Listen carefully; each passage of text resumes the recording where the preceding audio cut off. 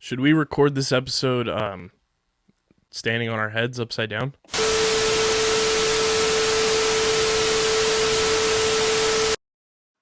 What is going on, fellow streamers? Welcome into what Dylan and I are arguably saying might be the most downloaded and viewed episode of this podcast in its history to date.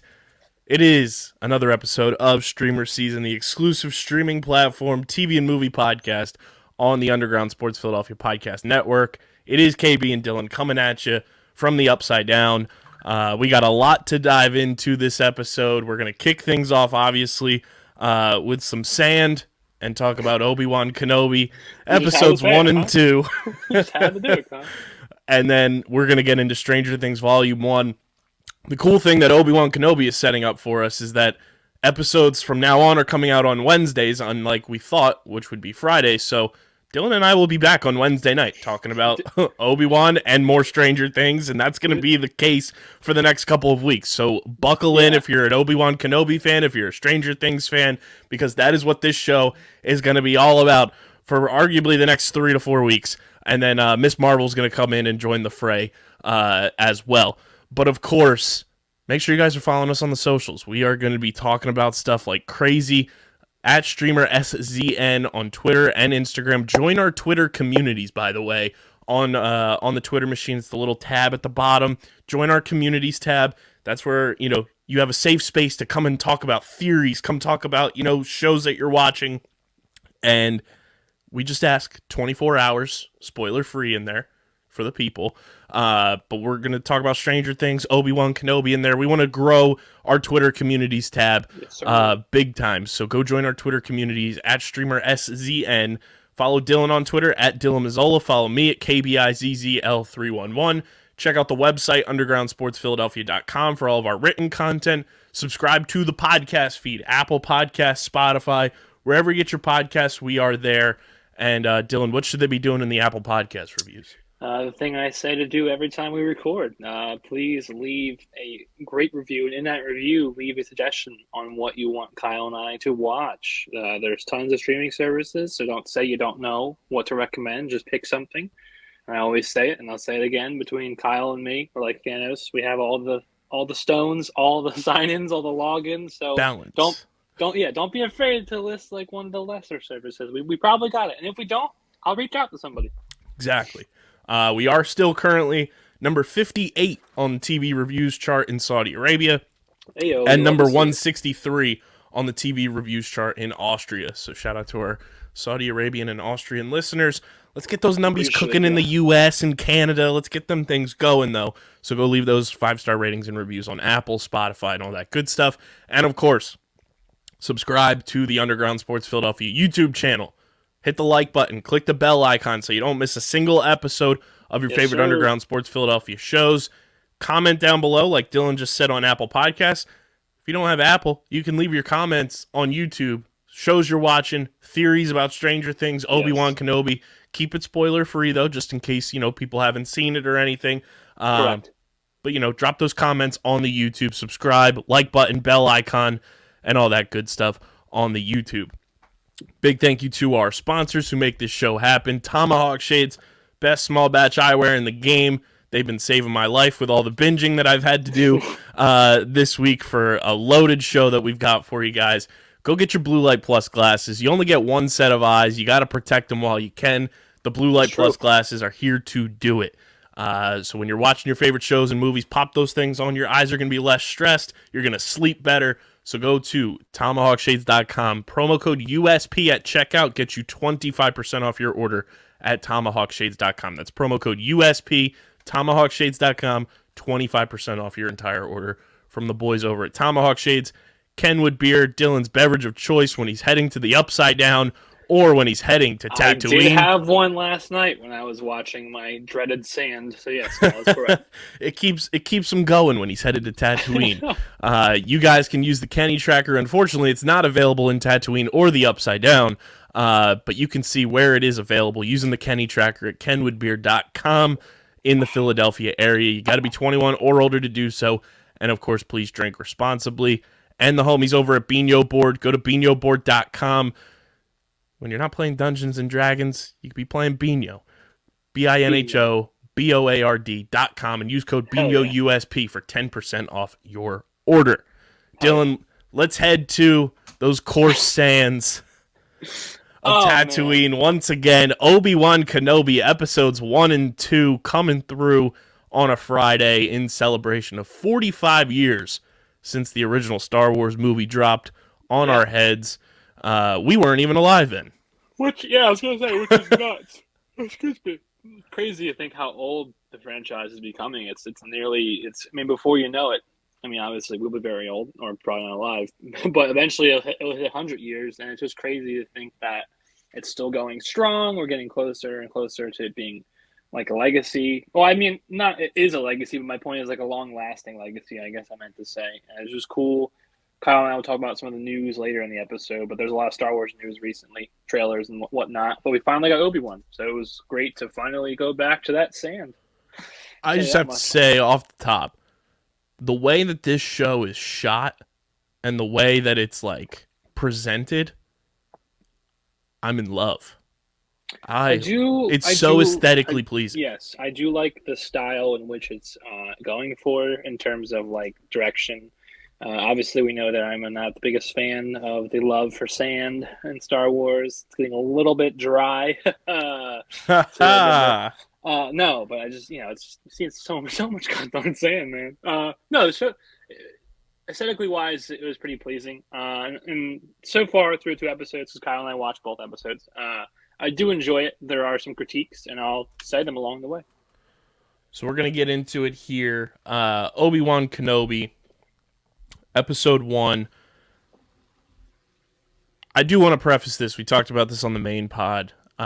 We do want to send our best wishes and love to all the families in Texas and everything. Yes. Stranger Things addressed that at the top of the show, which I thought was a very classy and nice touch by them. It does start off with some triggering things in this episode in light of recent events. But we kick off and we see some Jedi Tai Chi going on with those giant space helmets that look like it's from Spaceballs. And those helmets were nuts, bro. Going back and rewatching it, because I watched it myself and then I watched it with my parents. Did you notice the first Jedi that they kind of, or youngling that they kind of zoom in on? Yes. Is your theory the same as mine? That's 100% her. Yes. Okay. I wanted to make sure I wasn't crazy. And that same one probably confronted the main character in this show and got turned away, which is why she's so aggressive towards him. But we'll cover that. But no, Kyle's right. They were doing some yoga. They were doing some stretches. They were getting their Jedi mind and physical. Getting the blood flowing, getting that lactic acid out of them. But Order 66 happened, and then you get to see. I thought they were gonna. My brother and I were watching it, and our one friend. We thought we were gonna see Anakin come in. And be like, fuck them kids. Look at the younglings. And I was like, this is the direction they're going. I was like, bold. It was also a new Jedi that was shown in that first scene when all the younglings are in there. It was a brand new Jedi that we hadn't seen before. Which she held her own. She blocked quite a few blasters. She obviously had to be a Jedi of rank to be in charge of teaching that many little kids. And then she also like I said, didn't die immediately, so she seemed to be okay. But once again, the common theme with Order 66, if you know Star Wars, is a lot of the Jedi obviously died because they were overwhelmed, overpowered. And contrary to popular belief, not every Jedi is badass. A lot of them are average space monks, if not below average. They're not all Mace Windu's and Obi-Wan's and Anakins before he turned evil, Kit Fistu's. A lot of them aren't good at fighting. You see it in the Clone Wars show. Quite a few of them aren't good at leading men, aka clones either. They're not made for war. So they get folded pretty quickly is what I'm trying to get at. And you see that in the show. Yeah, and I would say if you haven't already, watch the Clone Wars because it'll make this viewing experience that much better. And from what everybody's saying, watching Rebels will also make this viewing experience that much better. I don't know if you were doing the same thing. I was kind of keeping my eyes peeled to see if Grogu was anywhere looking for that widescape scene.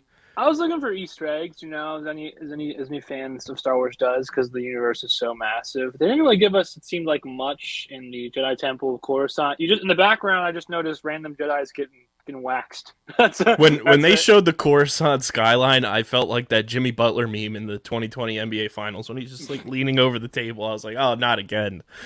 I actually like opening the series with that because it Yes. reminds you of how the series is going to be like a traumatic, like looking at the past, trying to move forward kind of thing. And what better way for symbolism to start off with literal purge of your like people? Yeah, so then we fast forward 10 years later, which takes us to 9 BBY for the people out there. Um, and then we see the inhabitants of Mos Eisley on the desert world of Tatooine, Dylan's favorite world in the Star Oh Wars man, universe. They are alerted by the arrival of a black menacing Imperial shuttle, and as I was watching this with my parents, my mom goes, "Oh, is that the Batmobile?" Jokingly, obviously. And then my dad goes, "No, that's the Badmobile." that's a dad joke and a half. Several Inquisitors, including the Grand Inquisitor, the fifth brother, and the third sister. Dude, the fifth brother has drip. Facts. He's awesome. He looks cool. He sounds awesome too. That's my takeaway from that episode. They disembark from the shuttle. They walk into a saloon and approach the manager, asking if he knows who they are. Grand Inquisitors are just Karens. Can I speak to the manager? He is, but I really did enjoy. I was skeptical at first, but I liked how he was talking and just basically describing like I'm going to kill you or attempt to kill you, and because the Jedi are vermin, he's going to try to help you. But he was being very long-winded, and then our new girl took the initiative and threw a knife. And the Yeah, blocking of this scene too, like watching like how they pan to like different clues of like there's a everyone was Jedi here. nervous though. Yeah, but And but and you wouldn't know until they show Benny Safdie's character. It's like, yeah, oh, this guy, he looks like he's supposed to be playing this, but like the way that they blocked this entire scene, you could have thought any of those people in that cantina could have been the yeah. Jedi. I'm a super nerd, so I figured it was the youngest person when they showed him, just because a lot of people were like old, and I was like, well, the younger kid makes sense because it's a youngling. But no, they purposely show you other people looking nervous with their backs turned, and it betrays like betrays the viewer in terms of you don't know who the Jedi is Mm. until he's revealed, stopping the knife that Reva just yeeted at the poor bartender or owner rather. Also, the Inquisitor being able to like move her, like stop her lightsaber is pretty cool. Yeah, that was wild. Um, the Jedi is played by Benny Safdie for the people at home. His brother Josh is a filmmaker whose work includes Good Time in 2017 and Uncut Gems in 2019. Awesome. Um, Safdie, I'm trying to see if there's any. His face looked familiar, but I don't know. Maybe he's in like a role, He like a also worked small. on Uncut Gems, and I believe Maybe he just has a face that looks familiar. I don't know. he's going to be playing Edward Teller in our most awaited movie ever, Oppenheimer. Oh wow! So you and this guy's on there too. Cool, good for him. He was also in Licorice Pizza. Can't say I saw that one, Kyle. Me either. I heard mixed reviews on it. So that's who Benny Safdie is, for the people if you thought he looked familiar, which I thought he did. He plays a younger Jedi, and you kind of see the markings on the wall, too. I don't know if you saw that, too, when they Mhm. panned to the wall. I was like, oh, okay, like a lightsaber was used here. And then, like you said, Third Sister uses a knife to kind of like out who the Jedi is. And I was like, God damn, she's ruthless. She is ruthless. She starts off ruthless, but I honestly think going towards the show, like I don't know, I'm mixed about her character, but I'll save it for now. She uses her lightsaber to burn part of his left shoulder, being the manager. Or no, that was on Benny Safdie, right? That she Yeah, used the lightsaber on. he gets like striked in the leg or the arm or something and runs away. Oh no, He it gets hit by was on the something. manager. Yeah, using the Force to push away the Third Sister, the Grand Inquisitor chastises her for her recklessness while the man flees from the saloon, and while the Third Sister opines that they should be finding bigger prey. The Grand Inquisitor warns the Third Sister to stop her fixation with Obi-Wan Kenobi, or she will be relieved of her duties. Then we go to a few workers. cutting up a giant sand shark, and that includes Obi-Wan Kenobi wrapping up their workday. And it's the remains. It's not a crate dragon though. It is a new species out there in the sands. But it looks like a giant shark, which similar vibes to the crate dragon that we saw in the Mandoverse. We get one of the workers complaining to the hillbilly boss man. That he was only getting half his wages, and then this kind of shows you where Obi-Wan Kenobi is, where normally he would help people out, but he's so far deep into his exile from everything. He's like, all right, let's just keep it moving. Well, yeah, he's so far off the beaten path. He's so far away from being himself as in the Jedi, like the code they follow. That's the whole, the Inquisitors were talking about that, how Jedi have this moral compass, and then you see this man get cheated for like lots of credits because he got half of his money docked, and Obi-Wan's just like, I don't have anything to say. I'm just gonna keep going. I'm on the sand planet. It's like Eeyore. Oh, bother! I got sand in my pants. I have to go watch over this little boy now. Goodbye. So he arrives back to the main area of Tatooine, where he's got his little camel anteater that my dad said looked like Snuffleupagus without any hair. So then he heads back to his cave, where he cooks himself a stew broth that was very similar to that like quick rising bread from the sequel series with Rey. Then the Jawa Tika visits Kenobi in his cave, presenting him with several spare parts for a toy T-16 Skyhopper. Just further iterates the fact, I think you probably agree with me, I don't like Jawas, man. I just don't like them. Well, did you pick up on what that T-16 Skyhopper was? Yeah, it's the thing that Luke flies. Yeah. Nice little Easter egg. Womp rats with it, right? Whenever he talks about it, shoots the rat. Yeah, he talks about when it, he's in his little sand hut, just in the first movie. So then Kenobi offers to pay 50 credits, and after discussing his broken moisture vapor, Kenobi realizes I don't like the Jawa. That Tika is attempting to sell him parts that the Jawa has stolen from him. The Jawa then shows salvage components from a Jedi starship that had crashed into the Dune Sea, with Kenobi replying that the Jedi are believed to be extinct. You and I are always on the same page with the Jawas. I thought Tika was very, very funny. No, he's funny. This was a good representation and a good addition to Jawas, I would say. I guess. One of the few. Myself in his shoes, I would be annoyed if someone came to my house and stole like, my son of a PC bitch. Stole like part of my PC next to me and was like, "Hey, you're missing like a processor." Like, yeah, because you stole it. I found it very funny, and me normally being like, "Oh, I hate these motherfuckers." I think it was because like just the relationship it seemed that those two had, where it was kind of already built in, and it wasn't just like a random Jawa. No, he's definitely stolen his parts and tried to sell them back to him quite a few times. It's just so funny. Later that night, Kenobi is haunted by memories of his former apprentice, Anakin Skywalker, and we get a whole montage pretty much of the prequels, which I think was pretty cool. I also loved that at the beginning, they gave us a whole catch-up of, everything you need to know for the series. Skywalker's wife, and now, Jane Foster, Padme Amidala, his former master, Qui-Gon Jinn, who is out in Europe finding, people who are stealing his daughter, and Grand Master Yoda. Kenobi awakens from his dream and reflects on his promise to Master Qui-Gon to train Skywalker as a Jedi. I also don't know if you noticed in this montage, it showed Anakin, like, pod racing. Yeah. And Obi-Wan was not around for that. So this was a nice little touch from the showrunners to be like, oh, the Force is connecting these two. I was going to say, Obi-Wan was fighting Darth Maul. Yeah. Fighting Darth Maul, but also, like, the Force, I am one with the Force, all that jazz. You can connect some weird stuff like that.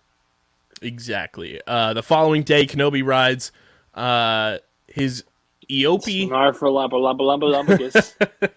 Hubba lubba wub dub.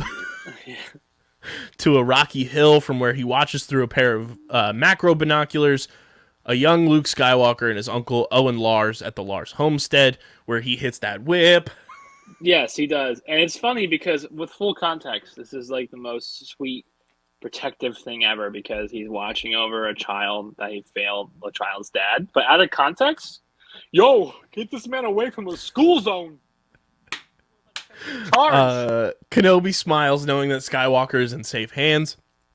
The following night, Kenobi rides through the desert and is met by the young man Nari, who had escaped the Inquisitors. Nari is delighted to meet Kenobi and pleads for his help, but the Jedi Master urges him to leave and bury his lightsaber in the desert to avoid drawing attention to himself. When Nari asks Kenobi about the people who need him, Kenobi replies that the fight is lost and that the time of the Jedi is over, which is music to Dylan's ears. I'm going to introduce a plot hole right here. So, you're telling me this Bush League youngling found Obi-Wan, but the Inquisitors that have trained from Darth Vader for years, and if you don't know, like, lore-wise, Darth Vader, when he trains the Inquisitors, it's quite common. He, like, chops off their limbs and gives them, like, robot limbs. So, that's a good Easter egg going forward, anyone listening. If you see any of the Inquisitors, look at their arms. If they have robot arms, that means Darth Vader likes them. Well, likes and hates them, but they've been through extensive training with him, dueling. My point is, like, they can't sniff out Obi-Wan, but some scrub is like, oh, I didn't even Master think Obi. of that. There has to be something behind That's that. what that's why I was bringing. I hope they explain that, because that's actually a really huge plot hole. And you're telling me Darth Tater Tots, Darth Vader didn't get whiff of him as well? If this random Padawan, who probably never finished his training because he looks to be what, like, could he have been one of the kids from the Jedi Temple? That's what I think. I think the show is going to possibly show all those kids. And where they ended up. I think the one kid is the girl. Reva, I think maybe another one of them is also an Inquisitor, because that would kind of match the age. And I think maybe you'll see another one or two, like, trying to hide, or maybe they're still being Jedis. Because the whole purpose of the Inquisitors is they hunted Jedis until they were no longer needed. And then Emperor and Darth Vader were like, time to pull the plug on this one, and then they're and then there was no Inquisitors. But yeah, it's a big plot hole. I'm glad that I opened you up to it too, because thinking about it, like, it does seriously, like, make you think. You're like, well, how does this nobody? That's something you guys can leave in the comment section on YouTube. Let us know what you think about that, because that's either a massive plot hole or, like you said, Dylan, they're gonna introduce all of those kids who escaped and he was one of them. Maybe he helped those kids escape at some point, and that's why they know where he is. But if he knew he was on Tatooine, and he knew him by name, and he recognized him immediately, which I get, you can't miss a beautiful face like that. But, like, the dude did not miss a beat. He was like, "You're Obi-Wan Kenobi." He was like, "No, I'm not." What the fuck you mean, bro? I'm Ben. I'm Ben. Yeah, I'm sure you were like, get the hell out of here and go to the minor leagues, boy. Which is probably why Princess Leia names her son Ben now, full circle. True. So then we cut to something we had talked about, like, weeks ago when we got our first look at Obi-Wan, and we were wondering, are we going to see young Leia? And man, let me tell you, the way they portray this whole sector of the show, I love it. I love it. I love how it shows so many parallels from a side of this story that we haven't seen before, and how similar young Leia is to young Luke. Love it. They're both very adventurous, curious, do not listen, clearly, because if you throw both back of droids. Exactly, respectful for droids. If you throw all the way back to the first ever Star Wars, his folks in Tatooine are like, don't leave, don't do it, and he's like, haha, I'm gonna go join this guy in this space truck. And there's a deleted scene too from the original Star Wars where Luke is out in the sands with his friends looking at different ships. Mm-hmm. Leia does the same thing here, which we'll get into, but we get to see Alderaan, which is amazing. Looks absolutely stunning. Several servants dress a young Princess Leia Organa, and then Queen Breha Organa enters the room telling her adoptive daughter that they are going to be late. She asks the servants how they're doing, and tells Leia that her sister's family needs their support. She tells Leia not to make anyone cry and promises that there will be marshmallows at the reception if she behaves. Didn't know that marshmallows were available outside of our universe. They're canon. Breya soon discovers that the figure is actually an alien friend of Leia, who remarks that Leia told her she would find it amusing. Breya believes that Leia must be either in the cellar, the kitchen, or in the woods. What a trifecta of locations. Meanwhile, Leia runs through the woods with a flying droid LO-LA59. That's where Lola comes from. She climbs a tree, which the droid friend follows, and Leia counts several ships, including a medical freighter, a pleasure barge, and a casino ship. Maybe that's the casino ship coming from and the the sequels. Barge. The pleasure barge is what you think it is. I'll leave it at that. Oh yes. Which, eventually we're going to see Leia in a pleasure kingdom.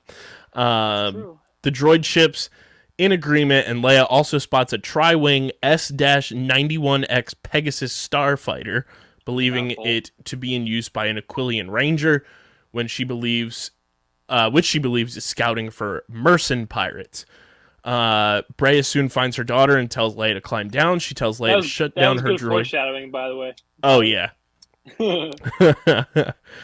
She tells Leia to shut down her droid like it's an iPad. And Lola... Leia's a tablet kid, confirmed. No iPad. Come on, no iPad for the rest of the day. That was immediately where my brain went. Mine too. I said that. I was watching it. I was like, bro, Leia's a tablet kid. Also, young Leia, for the people at home, if she looks familiar, she's the daughter from Bird Box. Oh. So Leia obliges, and Breya tells Leia that if she behaves as well as she climbed, she would be a senator already, and tells Leia that she would have to change in the speeder. Leia grumbles about having to attend the gathering, but Breya says that she would miss her, and Leia complains that all she does is wave. She's planning to be Miss Alderaan. She's getting the practice in early with the waving. Prompting Breya to tell her adopted daughter to do more than waving. Leia later apologizes to Breya and hugs her, taking the opportunity to snatch back Lola. Unknown to the Organas and their guards, they are being watched by a figure, which we're going to get into, and I lost my mind when I saw who this was. Back on Tatooine, though, Kenobi smuggles more of this sushi meat and rides on the hover train to Anchorhead. He heads to the stable where his Eopie is resting, and Kenobi is then confronted by Owen Lars, who hurls the Skyhopper toy on the ground. He tells Ben to stay away from his family and that they don't need anything from him.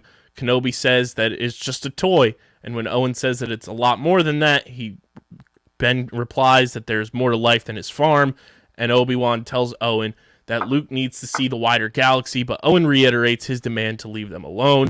And when Kenobi asks if Luke is okay, Owen assumes Kenobi is interested in his nephew's Force sensitivity, and Obi-Wan then replies that it's his responsibility, and then Owen says, "Yeah, well, I'm Luke's uncle." Kenobi responds that when the time comes, he must be trained. Owen asks if he means to train Luke like he trained his father Anakin, whom he believes to be dead. Emotional damage. Owen is unwilling to let Kenobi make the same mistake twice and warns him to leave Luke on the farm with his family where he belongs, and he walks away. Then the Inquisitors visit once again, Dylan. They come back. Ah, yes, the Inquisitors. The fifth brother addresses the local inhabitants, telling them that there's a Jedi fugitive on the planet and that they need to know where he is. The fifth brother promises that they will be rewarded. However, the third sister threatens them with punishment, threatening to cut off their hands, because then when you reach to go do things, you'll think of us. What an absolute savage. The fifth brother rebukes her, addressing her as Reva. The third sister bullies the inhabitants, telling them that as people of the Outer Rim, they have no rights. When a woman protests, the third sister cuts off her hand. Much foreshadow. Which I found out recently, too. Tommy Bechtold from New Rockstars auditioned for that role. And he talked about it on their breakdown and said that it's always fun when you audition for a role and it's like you realize who they cast and you never had a shot. Because it's either let's cast this big, giant, hairy man or skinny ginger lady. It's like, yeah, I probably don't fit the job description for this one, boys. The third sister explains that they are looking for information about a Jedi, and she takes interest in Owen and his family, asking if he has a Jedi on his farm. Owen replies that he has no love for the Jedi, regarding to them as vermin. He says that he kills vermin on his farm. Reva compliments him for loving his family before asking if he thinks that he can protect them from her. The third sister then demands that the crowd reveal where the Jedi fugitive is, or she will kill Owen and his family. As the crowd watches in fear and horror, Reva denounces the Jedi as cowards. Kenobi hides in the stable, and the third sister tells the crowd that the Jedi failed them and abandoned them. She says that there's no point in protecting them since they would not do the same for you. She urges the town inhabitants to save this man and his family before threatening Lars with her lightsaber. Before the situation can escalate, the fifth brother tells Reva to stop and produces a hologram of Nari, telling the locals that they would be rewarded if they cooperate. He orders the third sister to stand down. She complies, but warns Owen that he won't be so lucky next time. In private, the fifth brother chastises the third Inquisitor for her impulsiveness, and Reva is defiant, saying that Tatooine is beneath them, and the fifth brother replies that the Grand Inquisitor was right about her obsession with Obi-Wan Kenobi. The fifth brother believes that Kenobi is gone since they have spent the past 10 years looking for him, and Reva replies that they have been looking in the wrong places. The fifth brother asks what she will gain by capturing him, and Reva replies what she is owed before walking away. The fifth brother warns the third sister about going too far, and she counters that she doesn't go far enough before walking away. And the Inquisitor's shuttle departs the town, and Kenobi thanks Owen for not revealing his presence, but Owen replies that he did not do it for him. Yes, did it for his boy. That's my boy! So then we cut back to Alderaan. A blue and white shuttle arrives, and Senator Bail Presto Organa is joined by his wife, Brenna. So we get the boy Jimmy Smits back, which I was very hype about. He's just a rock star. And then we also have Leia there as well. And when he asks Leia how her day went, she tells him that she saw a trading ship and a Quillian Ranger. Brea tells her husband not to encourage Leia too much, and the Organas greet their relatives, including Leia's aunt, Celi Organa, her uncle Ko Organa, and her cousin Niano Organa, and they are all assholes. They're the typical jerk-off family members that you never want to see at holidays. Yeah, they're the ones that you think about if you're gonna hug them or not. Yeah, you question their existence. You're like, do I want to acknowledge them as family? At the function, Ko praises the Galactic Empire for lining some pockets after the disaster of the Galactic Republic. Bail expresses concerns about slavery and taxation of the Outer Rim. Ko says that he didn't come to end slavery, but to eat Bail's food, and tells him to save his bleeding heart for the Imperial Senate. Brea offers to serve drinks, while C-3PO is translating for some alien guests. Yes, the protocol droid YO serves Leia and children some drinks, and Leia thanks the droid, which elicits bemusement from Niano, who regards droids as lower life forms. Yeah, a little pompous prick. Yeah, a little bitch boy. He totally went to private school. Leia retorts that she doesn't need manners when engaging with her cousin Niano, and he tells Leia that he knows some things about her, including why her parents do not allow her to leave Alderaan. He dismisses Leia as not being a real Organa, prompting Leia to tell him that he is scared of his father, since Niano wants his father to like him. She reasons that he repeats what he says even though he doesn't really know what it means. Leia tells Niano that he is scared of his father and that he has never made one decision for himself in his entire life. She says she can see that even though she doesn't know much about him, Bail and Brea take notice of their adoptive daughter's behavior. That was the burn of all burns. Oh yeah, absolutely eviscerated. That was pretty witty. Good for her. Leia defends her actions towards her cousin, saying that he was being mean to everyone, including droids, and Brea counsels her adopted daughter to rise above the situation and tells her to apologize. Leia replies that she would rather be devoured by a Jacko beast. After Brea leaves, Bail speaks to his daughter, telling her that he wanted to live past Cathal when he was her age. Bail says that he wanted to chase Purrgil, but when he got older, he had to chase other adventures, including Leia's mother. Bail tells Leia that her future is in politics, beginning with university and then junior senate. And Leia's like, I'm not trying to do that, Dad. I'm not trying to be in the Senate. And then he reassures her why she's probably going to be one of the best senators because of it. And Leia says that she is not a real Organa. And then Bail tells her not to say that and reassures her that she is their child and an Organa in every way. You love to see that. We love to see Jimmy Smits counseling his daughters. Bail tells Leia to apologize to Niano before heading downstairs. Then, instead of apologizing, Leia heads into the forest, realizing that she's not rejoining them, and her adoptive parents send a unit after her. In the forest, Leia encounters a man named Vecna, a.k.a. Flea from the Red Hot Chili Peppers. I was going to say she encounters a musician in the forest. She encounters the man who is all around the world because he can make time running around and capturing kids in the universe. I lost it when I saw that Flea is now part of the Star Wars universe. And what a part to get. He's a child smuggling pirate. Good for him. Good for him. It was so cool. And she asks what he's doing there. He replies that he is waiting. When she asks for what, he says for her. Two of Nokru's associates, including a Falion and a Nikto, corner Leia as she flees into the forest. So, this is my big concern. My big pet peeve.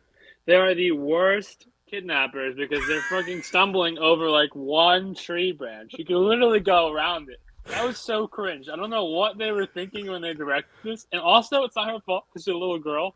But the way she was running away had me laughing. And then on top of them, like, it's literally like the Simpsons movie. Have you ever seen it? Homer tries dumping trash in that lake, and there's like a low barricade, and he's just like, I can't get in. Or it's not Homer, it's one of the rednecks. Either way, my point is the same logic. Like the one thing that got me good was when the green, lackey ran into the one one branch and was just like, oh, I'm stopped. Like the one tree that she went through, and there was like a gap here will go around, and they were like, I was dying. It was so funny. I can't get you no more. And I'm like, yes, you can. It was so funny. That definitely was. I'm on a similar page. That was the one gripe I had with this episode.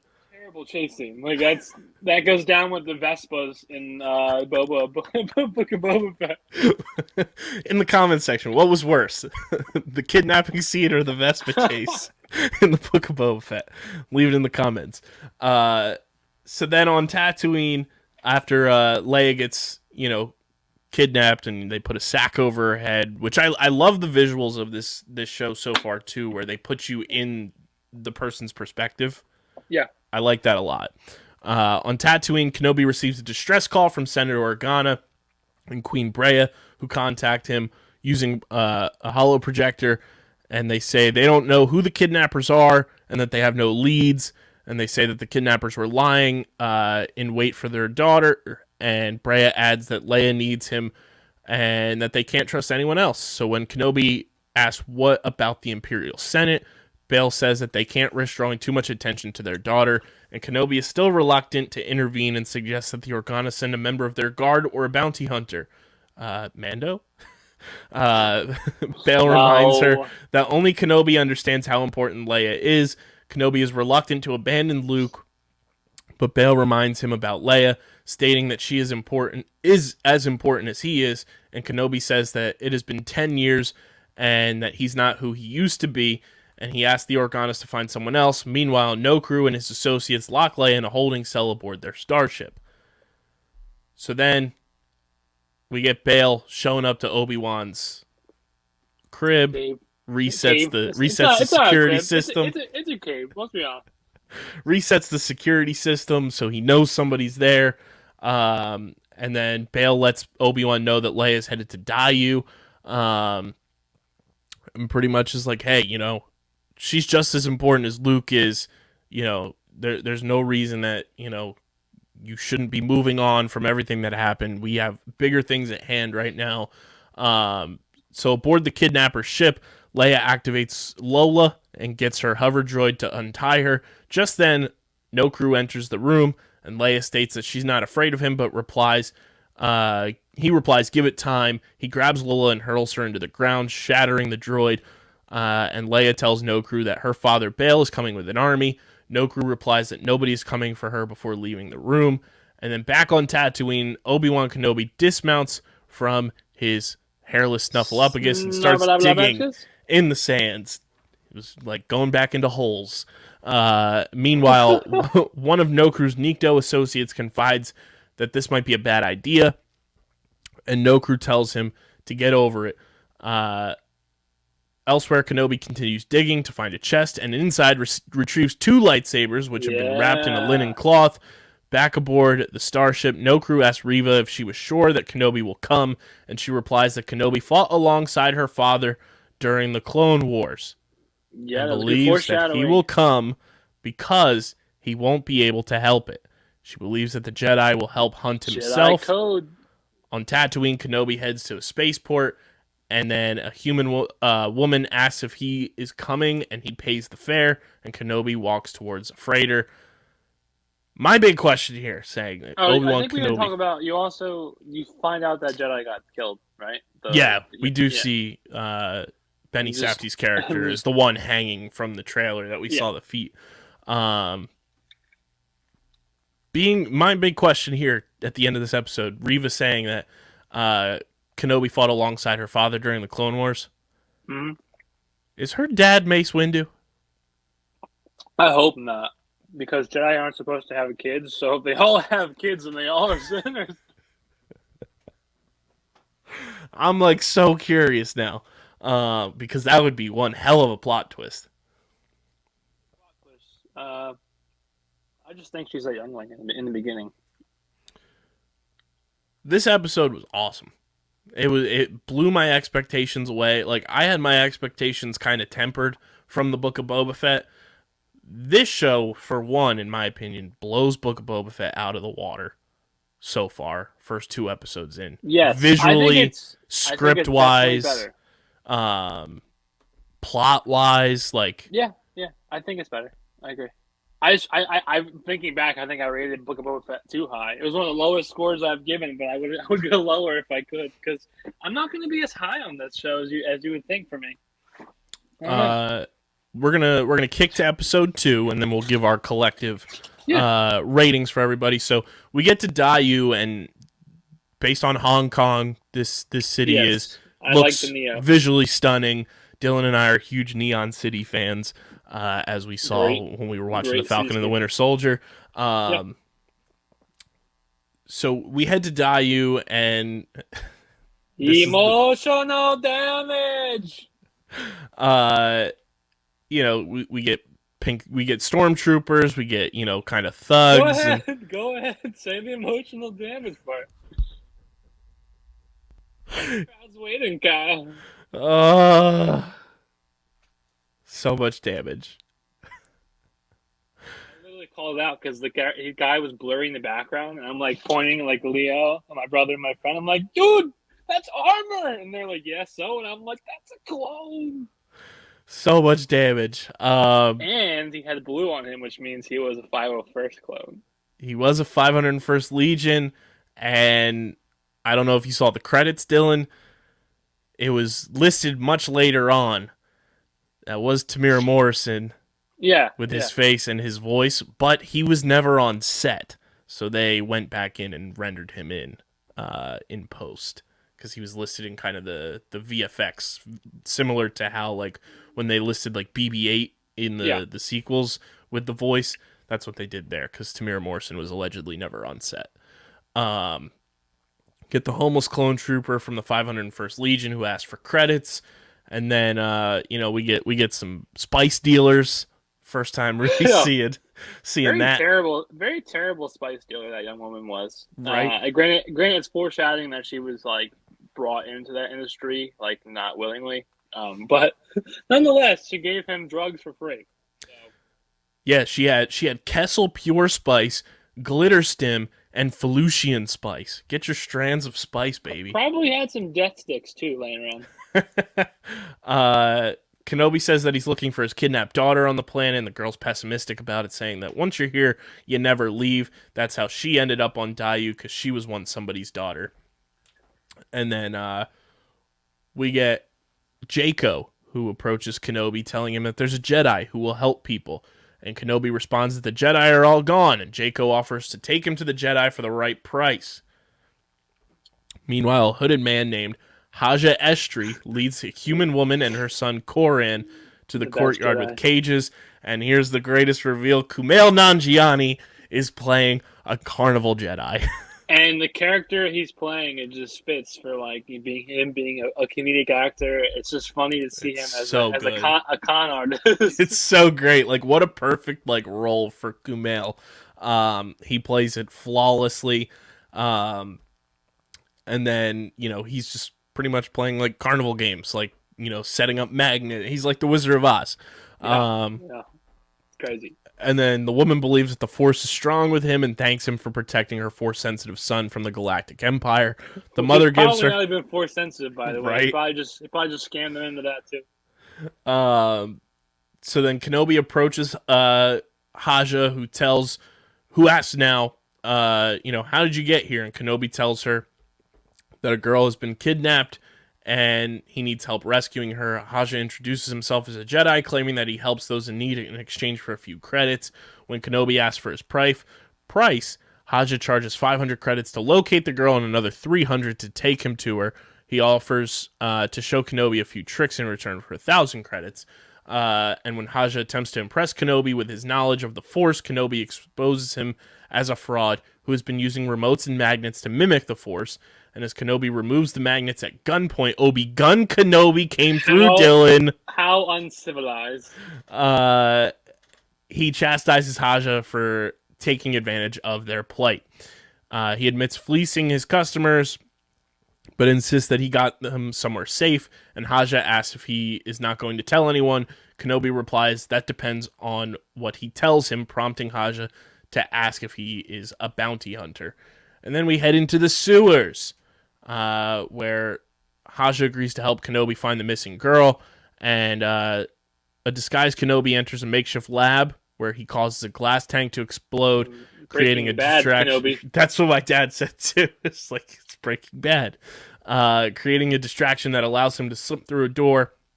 He's confronted by a Zabrak and a human worker who query about his presence, and Kenobi fights the pair, who put up a fierce fight, and Kenobi manages to subdue them and forces the human worker to reveal where the girl is being held.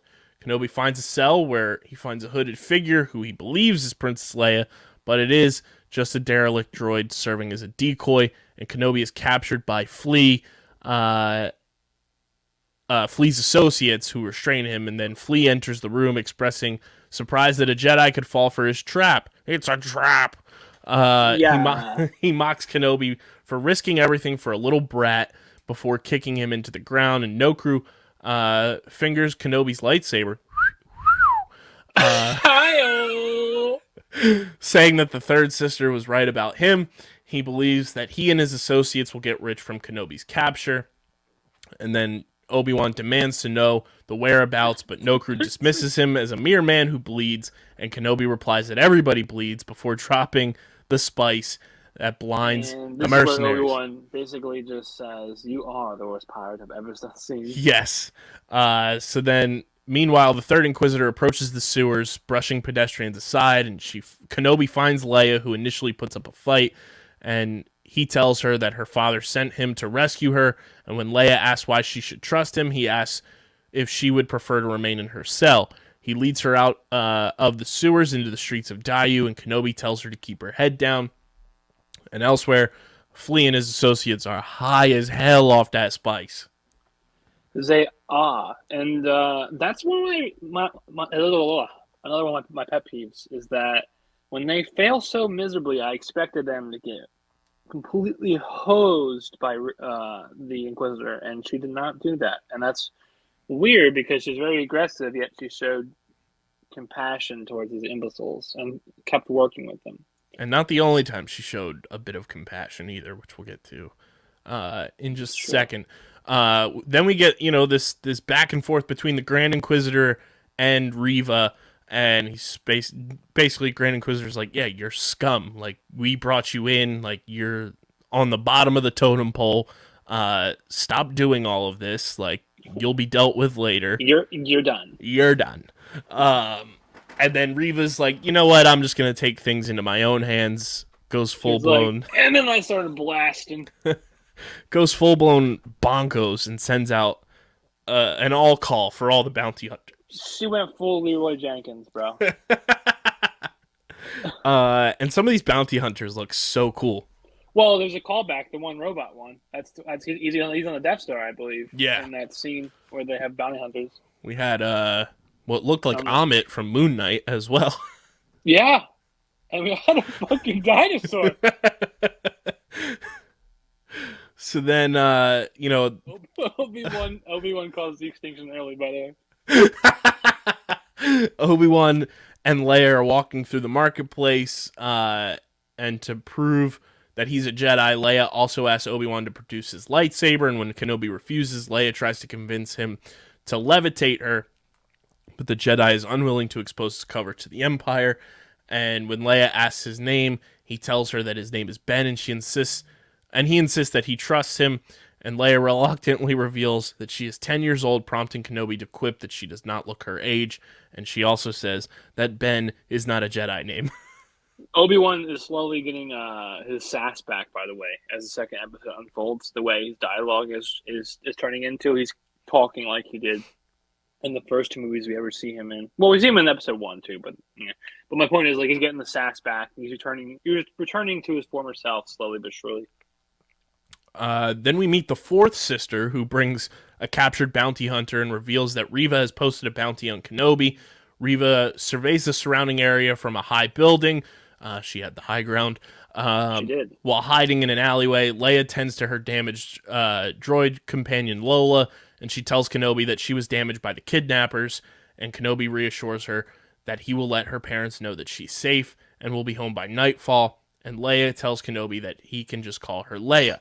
And then Leia's just like, how can I trust you? The hologram has you on it. Why? What is going on? Like, typical 10-year-old freaking out stuff. So then she starts running through the entire marketplace. We see some more cool ass aliens and everything. Yeah. That giant like sloth thing that had no arms, just legs. Looked like straight out of Monsters, Inc. All legs. Meanwhile, Reva uses the Force to collapse an antenna tower, which she uses as an improvised bridge. And Kenobi manages to shoot the reptilian bounty hunter that we saw earlier. And against Kenobi's warnings, Leia tries to jump onto another building, but the gap is too wide. This felt like a callback to Hawkeye. Yeah, you get it. Like, she's obviously not trusting him, but it gets to the point where I'm like, girl, what are you doing? What are you doing? These damn Skywalkers. Yeah, exactly.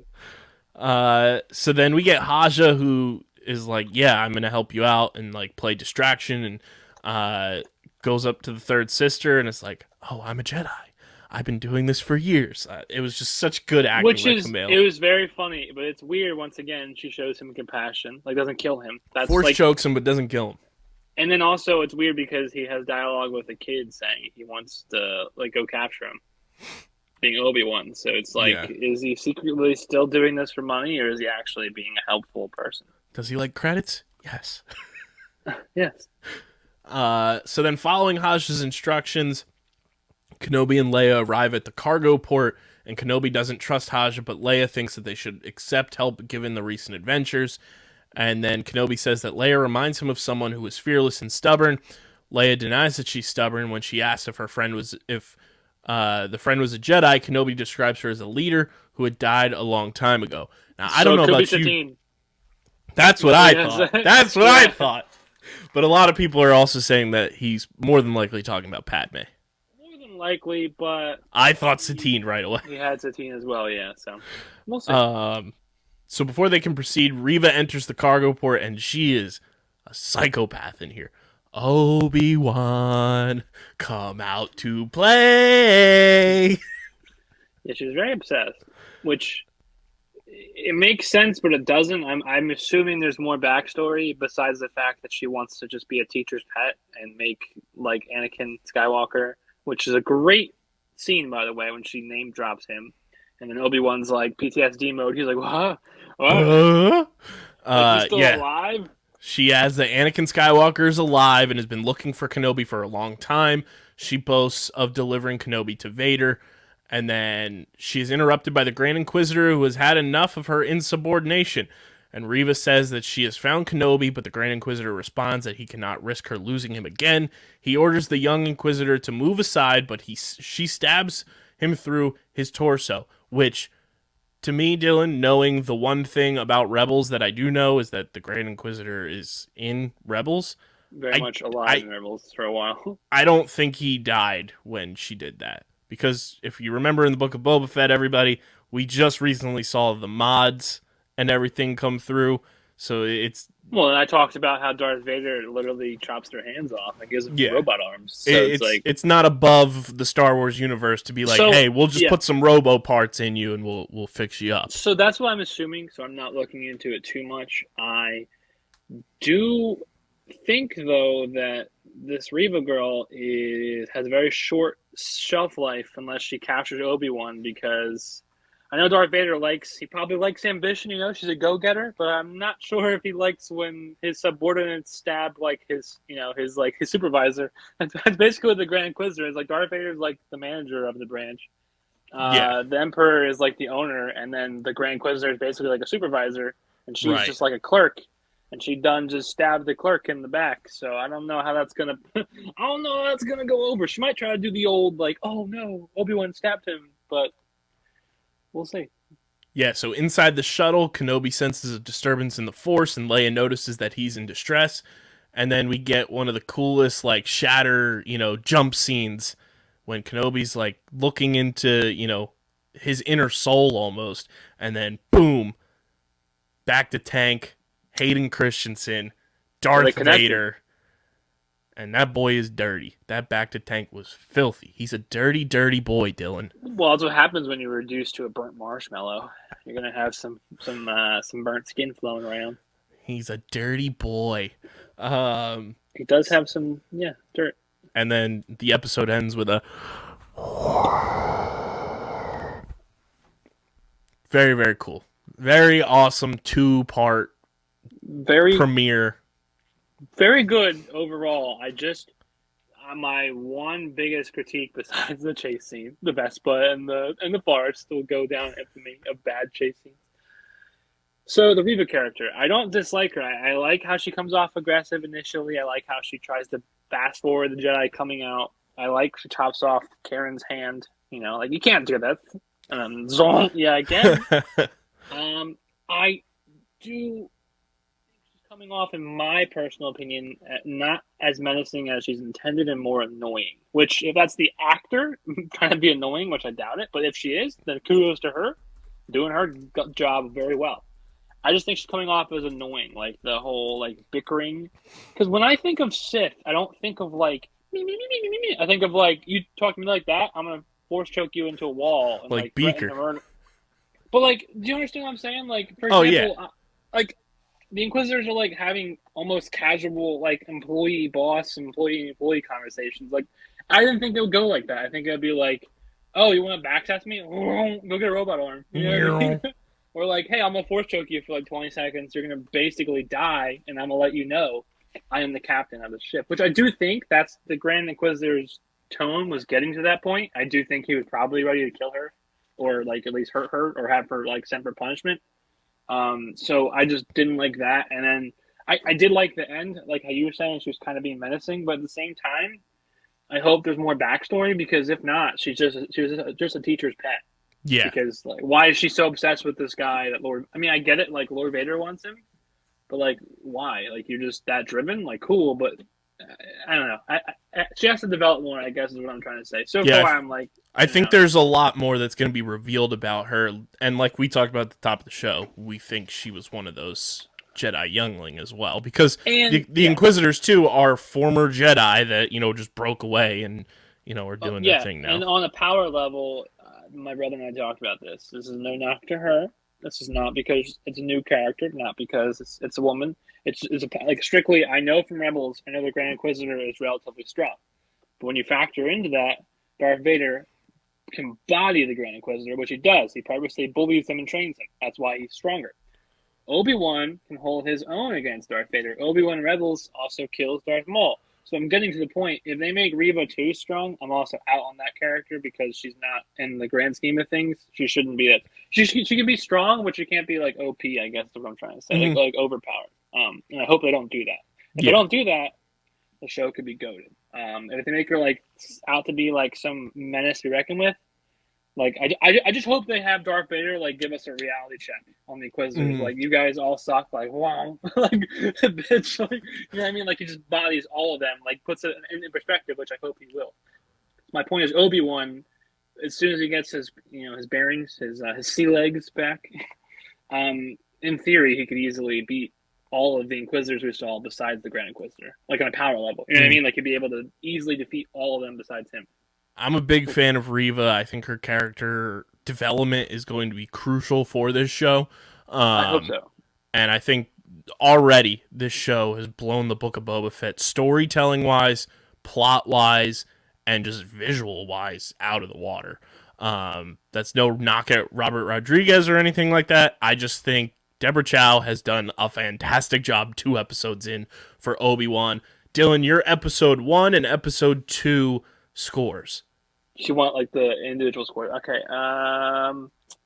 Honestly, not going to be as high as you think. I'm not going to give it like anything low. It's not getting like a 5 or a 6. But I would say just because of how confused I am with what direction they're going with the show with stabbing the Inquisitor and Reba's character, I would say like a 7.5 and like a 7.7. And that's why I made the comment earlier. I wish I scored Boba lower because this is definitely better than Boba. And that's just because Kyle and I do these like right after we watch it. So you got to realize it's fresh in my mind. Like opinions change. So I might think back and say, oh, it's a little low. But I just don't. I didn't like the chase scene that really bothered me.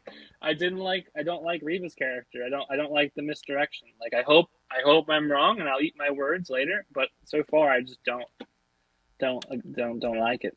I'm giving episode 1 a flat 9, and I don't typically give flat scores. There you go. But I'm giving it a flat 9. I outside of that chase scene, just visually seeing Alderaan getting the young Leia introduction, I think was very, very cool, and the way they portrayed that is super cool. The Inquisitors look great. I think their characters are going to be incredible the rest of this show. They do look good. I'll give them that. And I just really liked how it kind of felt like a movie the way you were watching both of these combined, which was really nice. It does. It did have that feel. I'll also give the directors that. So I'll give that a 9. And then the second episode, not that it was worse, I just think it was a different episode. So I'm going to give episode 2 an 8.3. I liked it. I liked seeing all the different bounty hunters. I liked seeing the Hayden Christensen reveal was very cool in the back to tank. Awesome, yeah. I really like this show a lot so far, and I think it has a chance to, work its way up to be more discussed in like the Mando realm, the actual Mandalorian. And I think it's already blown the Book of Boba Fett out of the water. Let me preface, this is probably one of my lowest scores ever. I do enjoy this, people, if you're a long-time listener, more than Boba. I'm trying to slowly over time get really critical of my rating. So from going forward, if something gets a 9, that means it's fucking fantastic. Let's head to the Upside Down, Dylan. Now, Stranger this will get a high spoiler. I'm not going to say it, but yes, Kyle, that's great. This will actually get a higher rating than Obi-Wan. And off camera, I said I'm surprised because I was skeptical. I thought it'd be the opposite, but after watching Stranger Things, I was like, holy shit! Stranger Things is here for the first time since July 4th, 2019. New episodes of Stranger Things are now streaming on Netflix.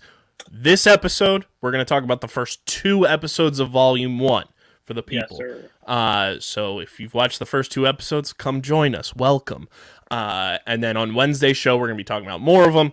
So stay tuned. Don't worry. You're going to get more Stranger Things content probably for the next, throughout the entire summer. But we saw the first 8 minutes and 47 seconds released on the Twitter machine earlier this week, and we get that to kick off the show. They also give, a trigger warning, and with the recent events in Texas, which was very, very, very well done. On very unexpected, but very, very well done. Yeah, it's smart. It's good. It's good. It's just good to do. It's good people. So we flash back, Dylan, to September 8th, 1979, where Dr. Brenner prepares to head to work at the Hawkins National Laboratory, and arriving there. Oh yeah, I love the flashback aspect. It humanized this character a lot more. It Mm-hmm. made you think. It made you, when you're done seeing it, you're like, holy shit, maybe he's not as evil as I preconceived. So he arrives at the lab's newly built Rainbow Room, which is obviously we've heard about the Rainbow Room before in seasons 1 and 2, and now it's full of child experiments. And he approaches 10, playing with a magic 8-ball, asking if he's ready for more lessons, and shaking the 8-ball. It's important to watch his body language here, like how he's treating the kids. It seems very like actual father-like at this moment.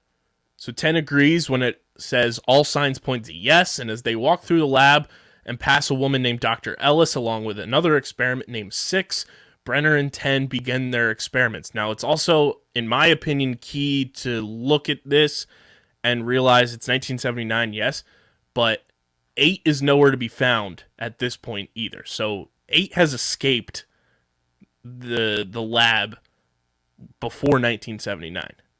Yeah, that's true. There wasn't any references to her in passing with all the kids, or you didn't see like a room, I believe. I didn't see 8. So yeah, it's a good point. It's a good catch. So that's key. I forget because I didn't get a chance to rewatch Stranger Things like all the way through. They're pretty long episodes, you know. So yeah. So I forget in season 2 when they reference when she escaped Hawkins National Lab. It's like the one arc I don't like in Stranger Things because it doesn't make any sense yet.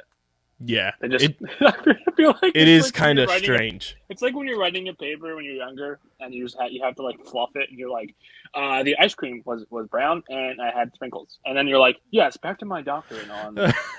It's like, yeah, I mean, like, I watched a recap to kind of catch myself up to speed, and someone was like, oh yeah, there's a B plot in season 2 where 11 joins the X-Men. Yeah, it was a rebellious stage, but we learned that. She has more than just that in her.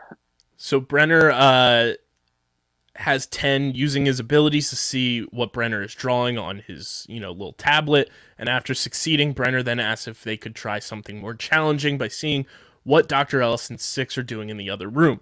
10 sees a vision in Dr. Ellis. 10 sees in a vision Dr. Ellis and 6 doing an experiment, but 10 begins to hyperventilate and says that something is wrong, saying that they're screaming. Suddenly, the lab's alarm begins to go off, and so much PTSD from former seasons of Stranger Things when that alarm goes off. And as Brenner asks what's happening through the intercom, 10 tells him that 6 and Dr. Ellis are dead. Brenner slowly heads to the door leading to the lab as he hears screams and impacts when the door bursts off the hinges and hits Brenner, knocking him unconscious. When he awakes, he's horrified to find 10 dead from the impact of the door. As he limps outside, he sees experiments, security guards, and fellow doctors dead and bloodied. And when reaching the Rainbow Room, he finds a playroom full of dead children, all except one, standing near a broken mirror, breathing heavily, and Brenner angrily asks what the experiment has done. The experiment revealed is a young 11. Turns around slowly with her eyes, nose, and ears dripping with blood. Wild.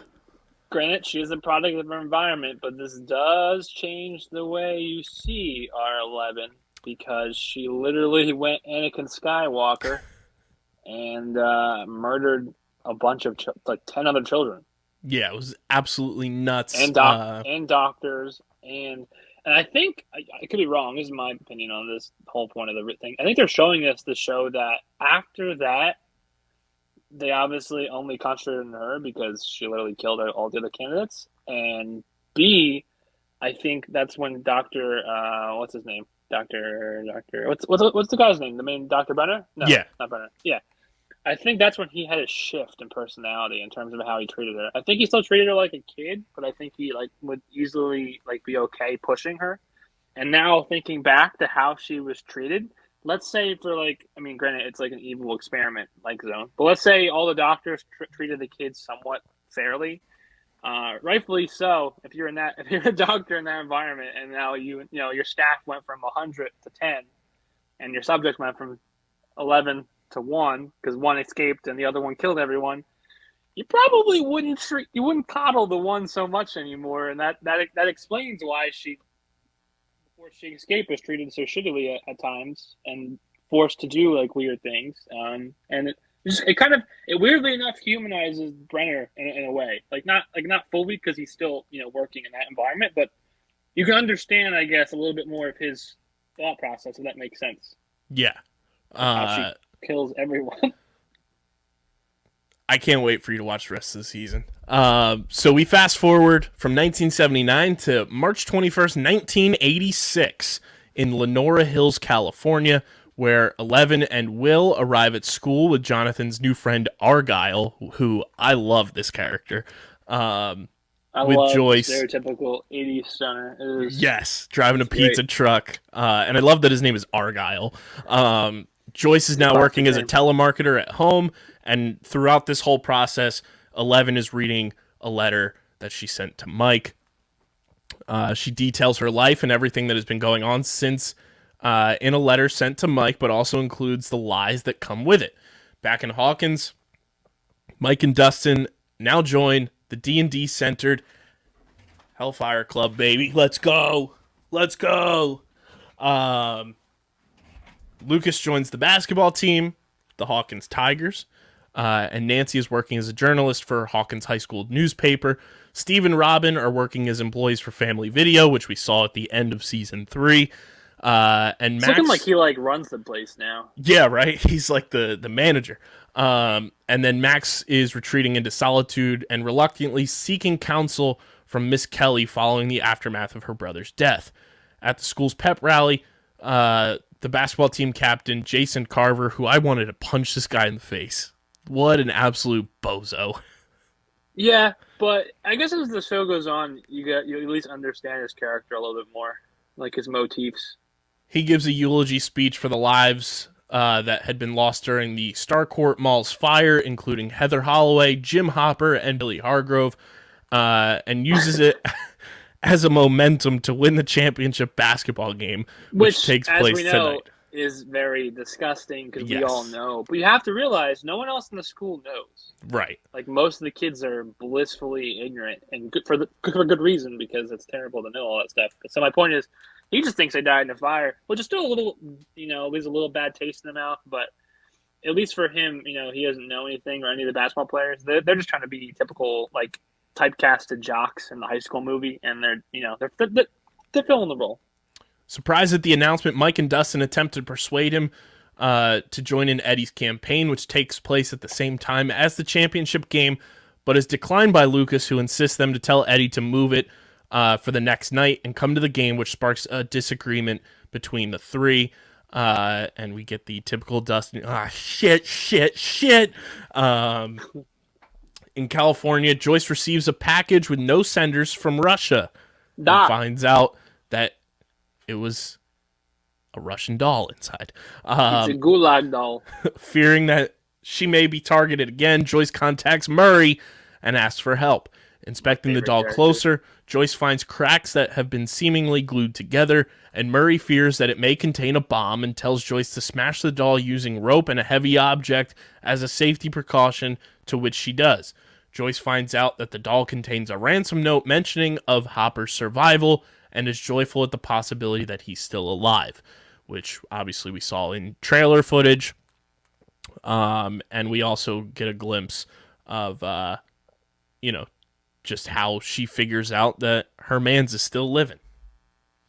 Yeah, it's pretty cool to see all that transcribed. It's pretty cool to see her kind of she seemed normal-ish because it's Winona Ryder, so she always plays a disheveled character. That's just her niche, kind of like how her longtime lover and friend Johnny Depp, who started movies together, they kind of play that kind of character. She always does. So you see her normal telemarketing, and then as this unfolds, you see her kind of get that twitch back in her eye, and rightfully so because her lover, or it's hinted at, they're lovers. They don't really get to ever do anything. But she learns he's alive and possibly alive in Russia, a Russian gulag, maybe Russian prison. Which is not a good place to be. So then, the craziest side character. I love him. 11 goes to class and she's getting ready to present a project on a historical hero when she chooses her dad, and then we have the typical class bullies making fun of her, and I hate these people. If you're one of these people, you should just reevaluate your life. And 11 gets humiliated, and she tries to use her powers outside as well after everything goes down, forgetting I know that was she doesn't sad. have her powers. I know it's sad, and it's letting you know she doesn't have powers, but like I knew that. So when she does that, I'm like cringing. I'm like, oh no, sweetie, you're making it worse. So then outside, Miss Gracie soon takes notice of the commotion and quickly deduces that Angela was the one to blame for the humiliating act. Kyle, she did the 80s equivalent of like Naruto running. Like the kids in school. she just steals something. Will soon comes over to comfort 11 over the recent event, and then meanwhile, Max continues to seek counsel and notices Chrissy Cunningham, the queen of Hawkins High, leaving the room seemingly distressed, and Max talks to Miss Kelly and reveals that her stepdad had left their family, with the pair moving to a trailer park, and her mother resorts to working 2 jobs to keep them afloat, but is unable to open up to the counselor regarding her trauma. Lucas meets Max afterwards and attempts to help her open up by inviting her to the game, but is rejected with the advances telling him that people just change. Yikes. People change, Lucas. Max goes to the bathroom and notices a seemingly ill Chrissy and offers to help her, but is refused with Max leaving afterwards. And alone in the bathroom, Chrissy is attacked by her mother's hallucination, but is stopped afterwards. No one else heard her fucking projectile vomiting. In the cafeteria, Mike and Dustin inform Eddie of Lucas's absence and is demanded by Eddie to find another substitute. This scene was hilarious. It's like, Dustin, you showed up wearing a Weird Al shirt, which I respected. And Mike, you showed up in whatever the hell your mom bought for you at the Gap. It's true.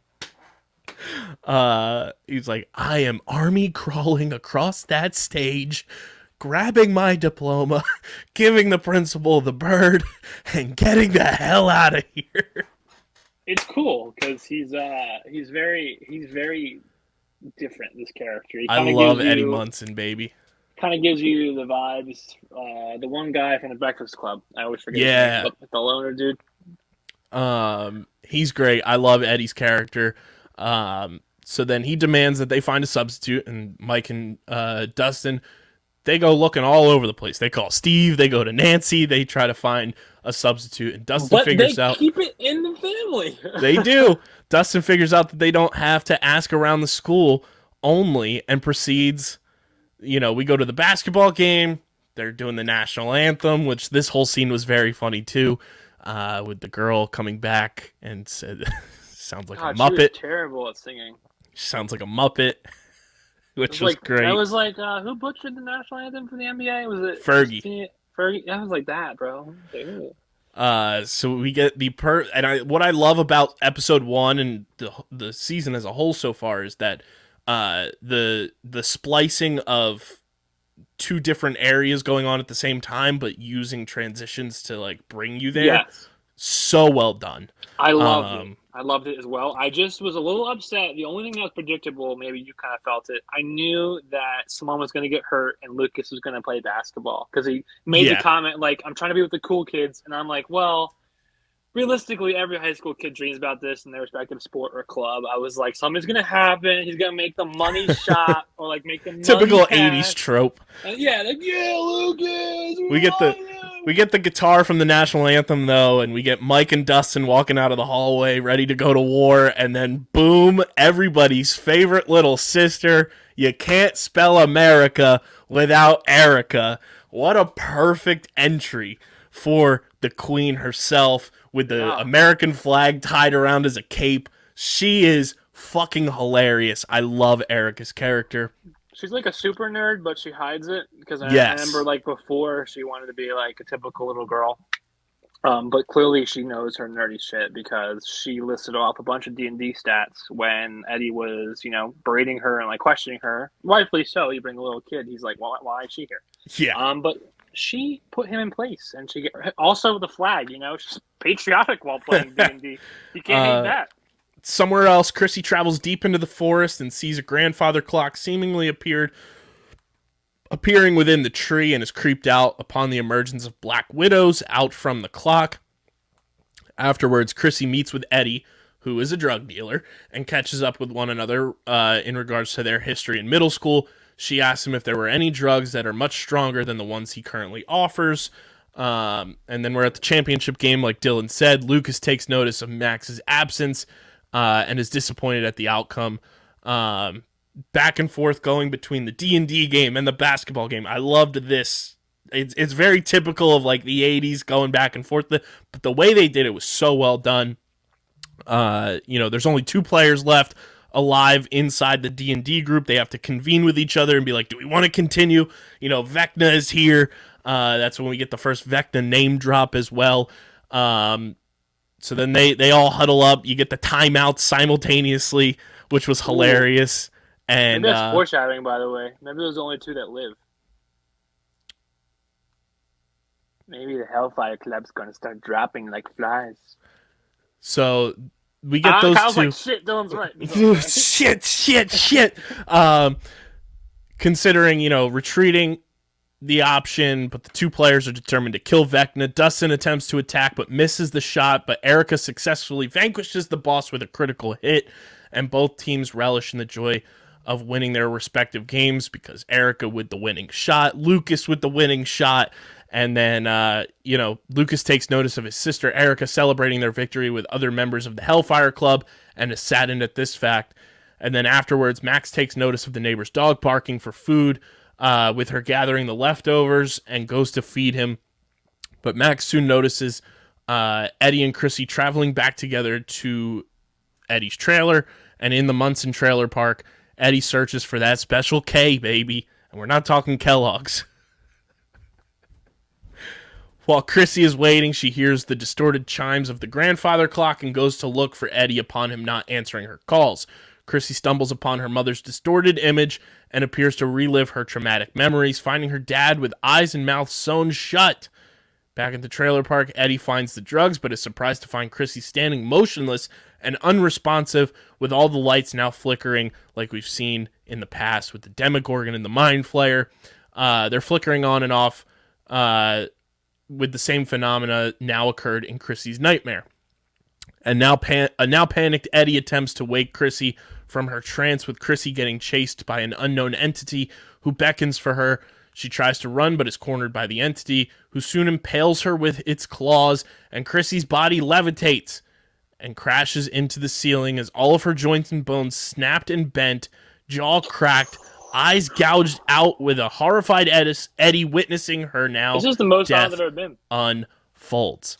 That's the most gory death I think we've ever seen, really. Oh, 100%. 100%. I'm kind of here for. Sorry, Chrissy. Like, it just kind of fits the mold. Like, the show is about a different dimension that's disgusting and cruel. So it makes sense to not every 5 seconds when you see it, but occasionally to have stuff like that. It reminds you, it puts you in check, and it lets the viewer know, like, this is not to be trampled with. Also, I also like how this is basically Friday the 13th. Because it might be revealed, and I'm not going to say it's copying, because it's sharing ideas, but for all we know, are these kids not sleeping because of the nightmares, and then them nodding off like this? Is that when they get attacked by the monster, or is this guy monster thing allowed to randomly attack them? You know what I mean? We don't know yet, but if they're copying Friday the 13th, then we can make an educated guess that these kids are not running on a lot of sleep, and when they doze off or kind of like blank out, that's when it attacks. Yeah. Which makes sense, by the way, because in all the scenes in which we see in this one and next episode of like the instances, the characters are by themselves and they're often like left alone in their own thought, which would be realistically an easy place to like. 100%. And we get the obvious Stranger Things cliffhanger that keeps you wanting more and entices you to continue watching, which we talked about last week when we were doing our Stranger Things prediction show. So we move on to episode 2, which is titled Vecna's Curse. During the events in the Battle of Starcourt, Joyce Byers activates the destruction of the key with Jim Hopper's nod of approval. While it's destroying, Hopper flies to the other side of the platform and is heavily injured upon being blasted away by the shockwave. This was not what I expected, because obviously when Stranger Things 3 ended, you see the post-credit scene, everybody just said, "Oh, he hopped through the gate. He went through the gate and that's how he ends up in Russia." It's not what happened, everybody. He's eventually found by the surviving Russian soldiers, and then they take capture of Hopper. Back at the Mayfield residence, Max wakes up to see a team of police officers led by Calvin Powell, who is now the new police chief, and accompanied by Phil Callahan to find the R.I.P., disturbing corpse of Chrissy Cunningham. Didn't that actor pass away? They got the police chief? Did he? I thought he did. Maybe he didn't. Ow. I thought he passed away. I thought he's the guy from. I thought he's the guy who passed away that was in The Wire. He's also in Daredevil, right? Isn't he the random? Isn't he like random? I thought he passed away. Maybe I misspoken. Oh yeah, he was.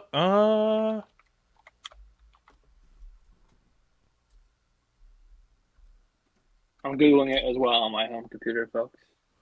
I could be mistaken. I just don't know.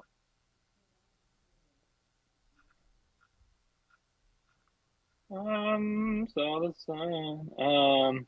Don't think it was. Okay. Then I am wrong. I'm glad to be wrong. Cool. We're good. We're good. Dylan's done. Okay. So we see the disturbing corpse of Chrissy Cunningham, which was found early in the morning by Wayne Munson, Eddie's uncle. Curiously, Max approaches the scene of the crime only to catch a vague glimpse of Chrissy's corpse. She is eventually told by another officer to get back inside the house, and inside the crime scene, Powell contacts Frank and informs him that he had never seen the corpse anything like it before, with their call getting eavesdropped on by government officials investigating those that have close relations to Chrissy. Police spreads out and conducts interrogations.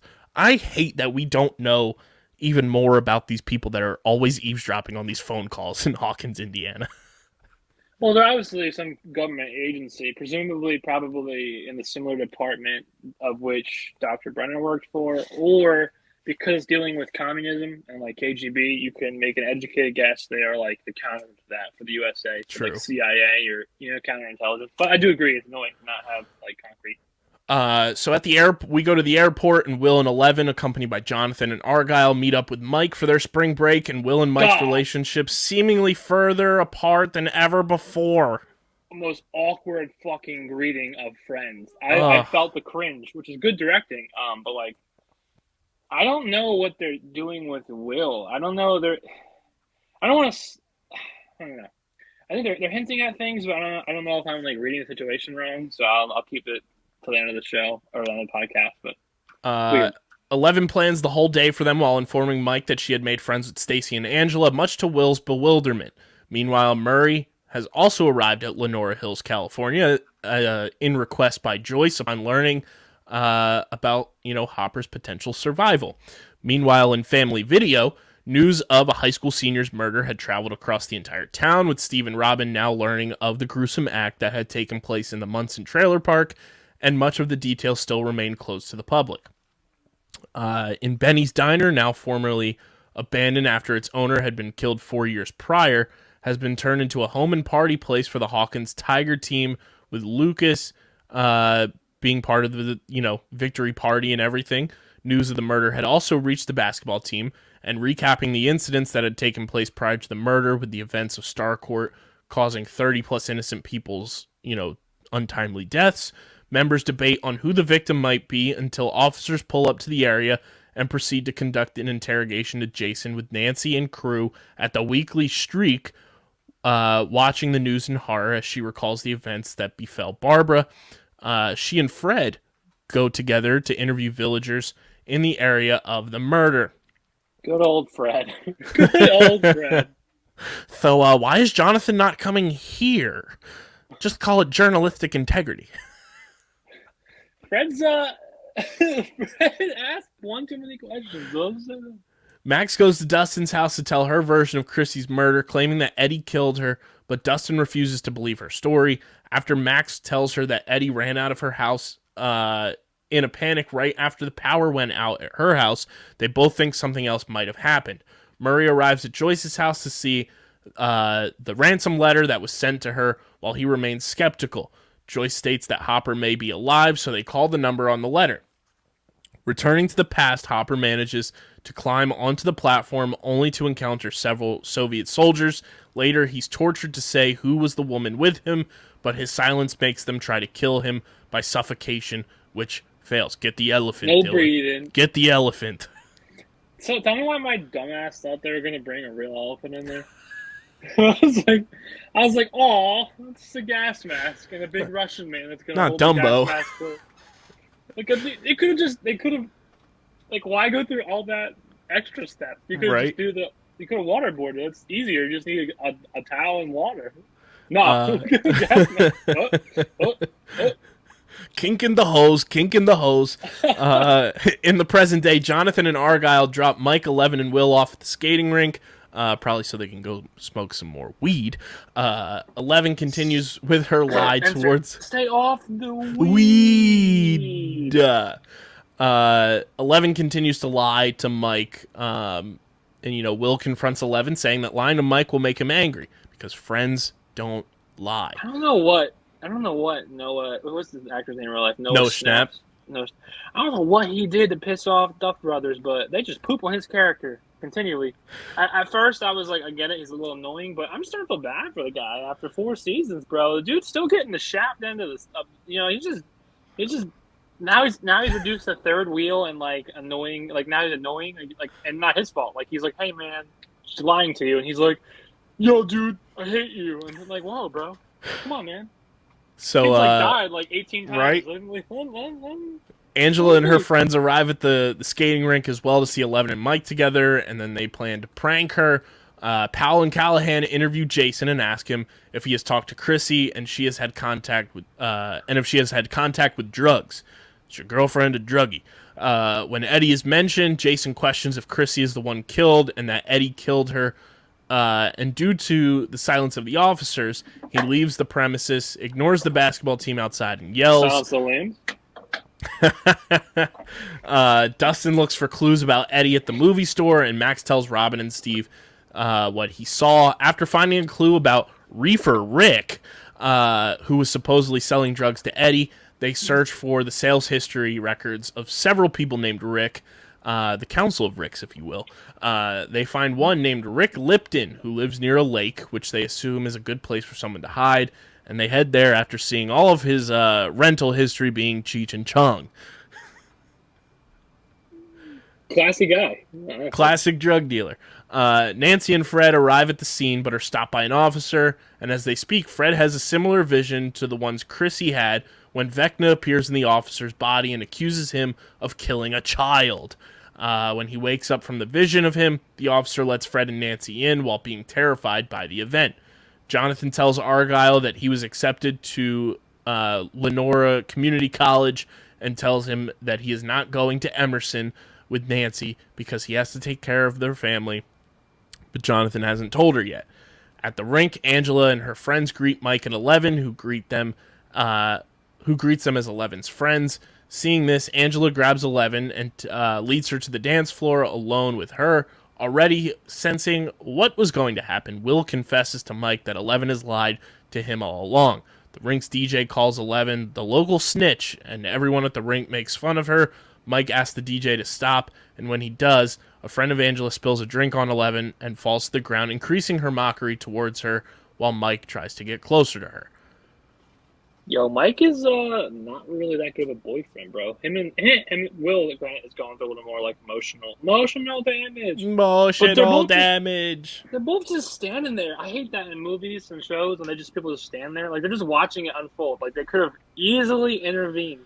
It's like my only pet peeve, honestly, with the 2 episodes. They just stood there and they were like, "Wow, let me watch this girl that we both care for get emotionally damaged and bullied."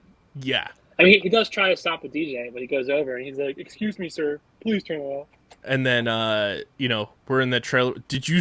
I forget how episode 2 fully ended. You saw what happened to Fred, right? Yeah, he gets he gets the Chrissy treatment. He got folded like a lawn chair. I tell you what. Dude, those deaths are so gruesome. I was trying to see. I'm sure you already know because you watched it, but for me, going in, I'm trying to see if there's a common theme. So Fred was like a guiltier kid because he got into a car accident, presumably got another kid killed or hurt, most likely killed. But Christine, she just had mommy issues, and it seemed like her mother was presumably overbearing, over controlling. Maybe she got her mom institutionalized or killed. So I'm trying to go and like me. If you're like me, people, and you only watch one or two or three. If you're a little ahead of me, I'm trying to see if there's a theme, and I'm sure there will be. I just don't know if this murderer is just picking kids at random, or if they're kids that have like a sense of an overbearing sense of guilt. Yeah, because it also seemed like Chrissy's mom was like shaming her for her weight, and that's why she's in the bathroom throwing up as well. Man, they were not kidding when they said that this was going to be the most gruesome, horrifying, and more deaths too of like not main characters but characters. Like these aren't characters that you see for 3 seconds, you know. Especially Fred, he had quite a few lines, and then they're killing him off, which is exciting in the sense where the show is creating the Game of Thrones docs or parody in terms of like no character is safe. I mean, granted, we can assume most main characters are safe, but at the end of the day, this season definitely does feel like so far like anyone can go because it's pretty out there. You're dealing with the freaking wizard of the underworld, and you're dealing with the KGB. Vecna looks fucking terrifying too. Like I know we saw like a glimpse of him in the trailer a few months ago, but that has to be the voice. That has to be Mike, the actor that plays Freddy Krueger. I'm fully convinced. I didn't want to look it up. I don't want to cheat, but that's we haven't seen him yet. And terrifying. Definitely terrifying. So Dylan, straight savage too, bro. First 2 episodes in, we're gonna talk more on Wednesday's show about the episodes that follow. But your first 2, your thoughts on the first 2 episodes? Yeah, I can give you a rating too. Yeah, so I'll give you a rating. Once again, it's weird. I give them both I'd say like 8.5 and 8.6, so much higher than Obi-Wan.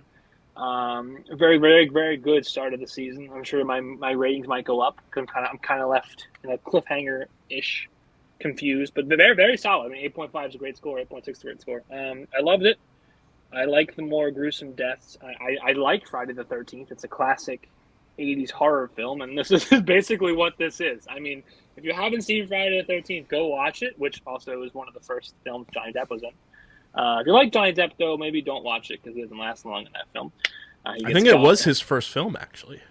He gets destroyed on that bed. It's like that's like one of the iconic like 80s deaths where the blood sprouts up, which that'd be crazy to see if they parody that. Maybe they will. There are some Easter eggs to like Friday the 13th and other horror movies so far. Literally, the guy walks and his claw is like Freddy Krueger. That's why I said that. Freddy Krueger does that all the time, where his claws go in, and that is a common theme. Not the first horror movie reference we've gotten in Stranger Things either, because if you remember back to season 2, Max showing up in the Michael Myers mask. Yes, but this is very overtly over the head. With this, this killer is identifying as a D&D creature, like with magic, presumably, or powers, but is killing in such a way that it seems Michael Myers-esque. And I'm sorry, Freddy Krueger. Freddy Krueger, yes. Which is awesome because that's one of my favorite horror villains. It's terrifying. As a kid, that scared the literal shit out of me. Even though those movies did not age well, the 80s ones, with some of the CGI and effects that look really corny now. But like the idea of this thing that kills you in your sleep is terrifying. And presumably, like I theorize, these people are either like sleepwalking or they're stuck in a sleep-like trance, which is terrifying. Or even more terrifying, this killer is able just to destroy them when they're not sleeping. I don't know yet. Kyle obviously knows. He's not going to say because that would be spoiling it for me. But like, it's crazy. I loved it though. It's great. It was loved these episodes. It was such a awesome continuation of what we've gotten so far. And yes, they're a little older, but they play really well into it. I love that a lot of fan favorite characters are back, like Erica, like Maury. I love the introduction of Eddie. I think his character is fantastic for what they want to portray him as. I was a huge fan of these first. It was like a perfect like reintroduction to the Stranger Things universe. I'm giving both to reintroduce myself. My name is S to the Eddie. I'm gonna give both episodes a solid 9.3. I think they were perfect, plot building episodes too, and helping, surface level get you to where, you feel as though this season is going to head and where things could go regarding Vecna being the new D&D monster from the Upside Down. Maybe I love that stop too. playing D&D in this town. I love that too. Well, they mention it in the cafeteria. Eddie's like, "Oh, the devil has shown up with Dungeons and Dragons," which I love the way he was reading that newspaper article too. So I mean, I think this, like, a lot of people were scared about this season because it has been so long. They didn't know what they were going to do. Part of that. And I always held out optimism because Stranger Things is one of those, core pillars of Netflix that they wouldn't fuck it up.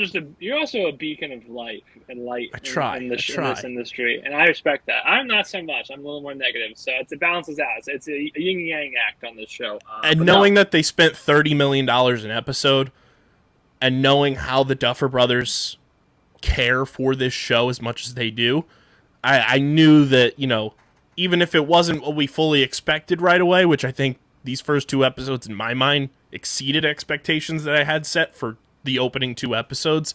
They definitely did, yeah. They really are putting on a show with the return of Stranger Things for the first time in over 1,000 days. Stranger Things. Because, like, season 3, I think it's either 3 or 2, I have to remember. I loved 1. 1 was awesome. It was a great starting point. Either 2 or 3, I didn't like 1 like that much. Like, I still liked it, but I liked the other one more. But, like, 4 has potential to be better than season 2 and 3 already for me. Season 1's obviously, like, kind of goated because it's, like... Yeah, season 1 is, like, in a pantheon of its own. It's a start to this madness, but, like, the season 4 is so far. That's far. I've only seen 2 episodes, and I'm very much enjoying it, so... I was gladly wrong. I was on the skeptical train. I boarded the optimistic train for once, so this is exciting. And mind you, for everybody at home, too, like, yes, the first 7 episodes are out now, but we're still getting 2 more episodes later this summer, and the season finale is literally the runtime of a feature film, 2.5 hours long. So we have an episode and then a 2.5-hour episode. Yeah, and I think episode 8, if I'm not mistaken, if I remember correctly, it's like an hour and a half, hour and 45, so, like, pretty much 2 movies for like 4 hours-ish is what we have left in the last 2 hours on top of the first 7 episodes. So that's not bad at all. So buckle up, because we're going to be talking Stranger Things probably from now until Labor Day, because there's going to be that much to talk about. How many Obi-Wan episodes are left? 4? 4 more, yeah. So I figure what we could do for Stranger Things, since I've already watched 2 of them, we could break it down. So we have 5 left to go over, right? Like, or 5 left to watch. So we could do another week, whether it's next week. Maybe people, you can vote on this and have your opinion as well. We could talk about 2 more episodes of Stranger Things, and then we compare it and just talk 1 and 1 if you want it to be a base point. Like, you know what I mean? As Obi-Wan comes off, cover like episode 4. You know what I'm saying? Yeah, because Obi-Wan will be coming out on Wednesdays from here on out. I saw that from the official account and everything. So moving forward, Wednesday will be June 1st, so we can do, obviously, next episode of Obi-Wan that we'll be talking about, and then 2 more episodes of Stranger Things. And then do 1 and 1. Then we buckle up real hardcore. We'll do Obi-Wan, we'll do 1 episode of Stranger Things, and Miss Marvel will be out the following Wednesday as well. So we'll have 3 shows to really be talking about for the foreseeable future. So buckle up. Stranger Things is here. This is one of the core shows that when we started this podcast, all of us as a collective, before it even got into this format of just Dylan and I, Stranger Things was like one of the shows we wanted to dive into hardcore, and we are here for it. It's one of Dylan and I's favorite shows. I do enjoy it. So we're going to be treating this like our baby, and we're going to be talking about it all summer long. So be ready if you're a Stranger Things fan. Be a friend, tell a friend. Share the YouTube channel, share the podcast feed, because we're going to be talking about it at length, especially once, we watch all of it. We're going to be diving into theories, because this is only the penultimate season. Season 5 is still going to be happening. So, is there any crazy points? I mean, you don't say obviously what they are, but is there any moments in the next 5 episodes that that I'm going to go, what the fuck just happened? Yes, because when I was watching last night, I was audibly out loud saying, What the fuck is going on? I'm all here for that. So get ready. Stranger Things Volume 1. This is just us scratching the surface, everybody. This is us just scratching the surface of what's to come here on StreamerSZN with Stranger Things. So stay tuned for that. Dylan, it is time, though, for everybody's favorite segment with a Star Wars twist.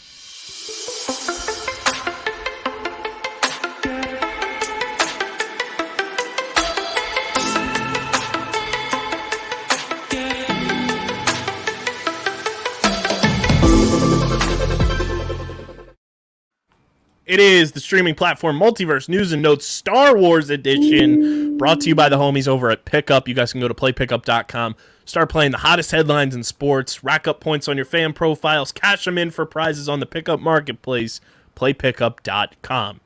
Dylan, Pretty much Star Wars, yeah. Star Wars full-blown here because we had Star Wars Celebration out in Anaheim with lots and lots of release dates, lots and lots of trailers. This is why you got to follow us on Twitter, because we've tweeted out a bunch of the trailers that have become internet available. But we have release dates, Dylan. Andor Season 1 will premiere August 31st with 2 episodes. The trailer was nice, too. It didn't show too much, but it gave you little breadcrumbs, and it looked interesting. I saw someone screenshotted it. It shows clone troopers in one of the stills. So that's cool. It's around the back. It shows the Senate. It's going to show like a more like how does someone become a resistance or rebellion fighter like aspect of Star Wars, which is interesting. And I will gladly give it a chance, like I do any Star Wars property. And they mentioned Season 1 will be 12 episodes, and they have another 12 that will be Season 2. And the final episode is going to lead right into the events of Rogue One. Okay. So that's how it's going to kind of they like have a plot lot build. planned out for Mr. Andor. So that's how that's going to plot build there. And with the release date announcement of August 31st, this will be the second time we get Star Wars and Marvel to overlap on Disney Plus, because obviously Obi-Wan Kenobi is here, and then in 2 weeks, Miss Marvel drops on June 8th, so we'll have overlap there. And then She-Hulk drops on August 17th with 10 episodes coming for that show. So that is obviously going to overlap with Andor as well. So the Marvel Star Wars overlap is happening, and it's just going to come on Wednesdays. We thought, with the release of Obi-Wan on Fridays, maybe they'd do Star Wars Fridays, Marvel on Wednesdays. No, it's all going to be on Wednesdays as far as we know. If that gets changed, we'll let you guys know. Willow, the Lucasfilm's original series starring Warwick Davis from Harry Potter, obviously. You know him as the Gringotts bank teller manager. And it's directed by John Chu, which has me very excited. Crazy Rich Asians, In the Heights, Wicked. That will begin streaming on Disney Plus on November 30th. And we also got a trailer for that, it looks amazing. It looked interesting. So that is coming November 30th. Season 3 of everybody's favorite breakdown show on this podcast, The Mandalorian, the first ever show we did episode-by-episode breakdowns for. That will begin streaming on Disney Plus February 2023, and it is confirmed, returning for Season 3, Katie Sackhoff, Bo-Katan is back. And I have a little tidbit. It's technically not exactly streaming, but it ties into Star Wars. They released the trailer for the new sequel Star Wars game. That sequel is Jedi Fallen Order. It's called Star Wars Survivor. Yes. And I bring it up because they are giving us a breadcrumb. So they show the Grand Inquisitor, what it looks like in that trailer, which is awesome. And they also show someone in the back of the tank, like an unnamed Jedi with like a long hair, it looks like. And people are theorizing maybe they're finally going to make Starkiller, the guy from the Force Unleashed games, canon. Maybe it's like a failed clone of someone, or maybe it's just another Jedi completely. But my point is, I say it could be streamer relevant. Oh, no, wrong button. Whoopsies.